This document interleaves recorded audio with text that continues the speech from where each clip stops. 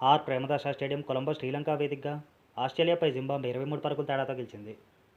2007 inaugural T20 world కప్లో ఆస్ట్రేలియాపై Zimbabwe 5 వికెట్ల తేడాతో గెలిచి దాదాపు 19 ఏళ్ల తర్వాత మళ్లీ రెండోసారి తలపడి 23 పరుగుల తేడాతో గెలిచి విన్నింగ్ స్ట్రీక్ను కొనసాగిస్తుంది.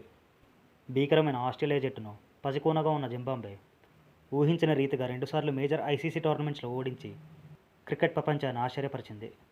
ఇప్పటి మ్యాచ్ విషయానికి వస్తే టాస్ గెలిచిన ఆస్ట్రేలియా ముందు బౌలింగ్ ఎంచుకుని జింబాబ్వేని ముందుగా బ్యాటింగ్కి ఆహ్వానించింది.